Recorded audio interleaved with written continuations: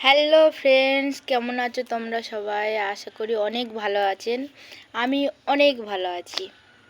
তো আজকে চলে এসেছি তোমাদের সামনে নতুন ব্লগ নিয়ে, পিঠে বানানো।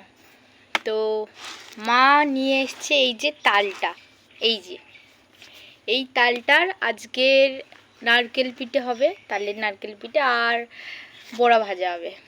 তো দেখতে পাচ্ছেন কত বড় তালটা। চলুন তালের পিঠে শুরু করা যাক।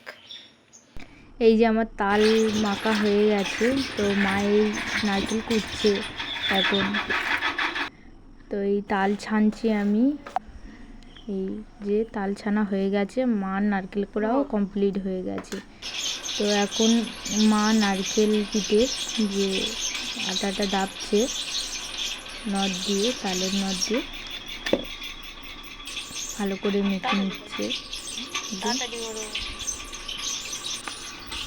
এই যে দাবা প্রায় কমপ্লিট হয়ে গেছে নারকেল পিঠে আটাটা। এখন বড়ার হচ্ছে যে তালের সসটা ছিল, সসটা হচ্ছে কালো জিরে ও মৌরি দিয়ে, চিনি দিয়ে, নুন দিয়ে ভালো করে ফেটে নিচ্ছে ফার্স্টে।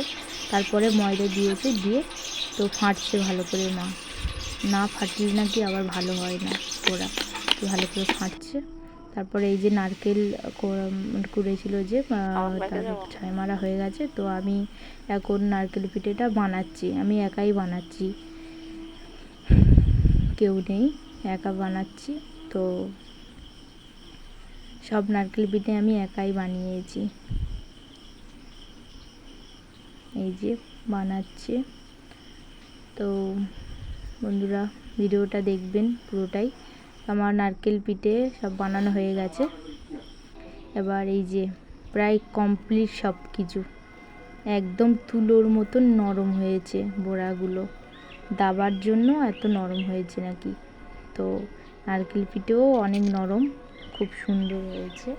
মিষ্টিও সব পরিমাণ মতন হয়েছে।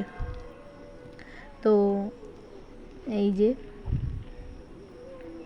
মিষ্টিও সব পরিমাণ মতন হয়েছে। তো আমি খাচ্ছিলাম, এই খাচ্ছি আর বলছিলাম যে মিষ্টিগুলো সব পরিমাণ মতন হয়েছে, বেশিও হয় না কমও হয় না, খুব সুন্দর হয়েছে সব কিছু। এই যে তো আপনারাই বলুন ভিডিওটা কেমন লাগলো, সবাই কমেন্টে জানাবেন অবশ্যই করে। কমেন্টে লাইক ও কমেন্ট সব জরুরি এগুলো।